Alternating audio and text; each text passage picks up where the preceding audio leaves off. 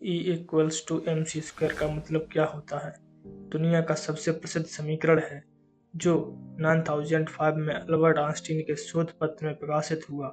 यह उनके सापेक्षता के सिद्धांत के परिणाम स्वरूप निकला एक विचार था।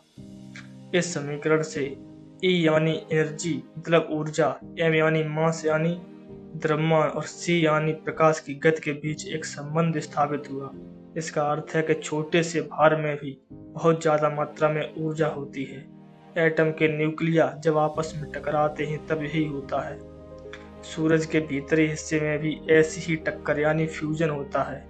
वहाँ तापमान और दबाव इतना अधिक होता है कि हाइड्रोजन का न्यूक्लिया हीलियम से जा टकराता है। रेडिएशन के कारण सूर्य हर सेकंड अपना 40 लाख टन भार खो देता है। हालांकि उसके कुल भार के हिसाब से देखें तो ये ऐसे है जैसे समुद्र से एक बाल्टी भर पानी निकालना।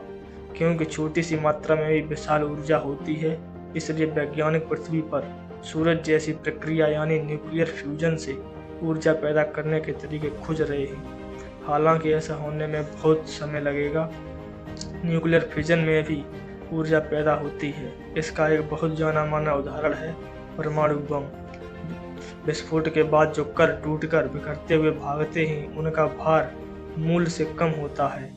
न्यूक्लियर पावर प्लांट में एटम इन्हीं सूक्ष्म कणों में टूटते हैं। 1 ग्राम के हजब हिस्से के टूटने से इतनी ऊर्जा पैदा होती है जितनी यूरोप में 8 घर एक साल में खर्च करते हैं। आइंस्टीन का फॉर्मूला यह दिखाता है कि ऊर्जा भी भार में तब्दील होती है।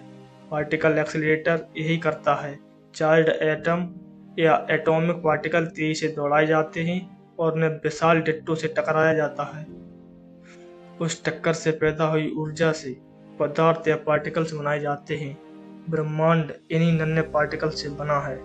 इसलिए आप कह सकते हैं कि आइंस्टीन के फॉर्मूले ने उस बुनियादी सिद्धांत को खोजने में मदद की जिससे हमारी दुनिया बनी है।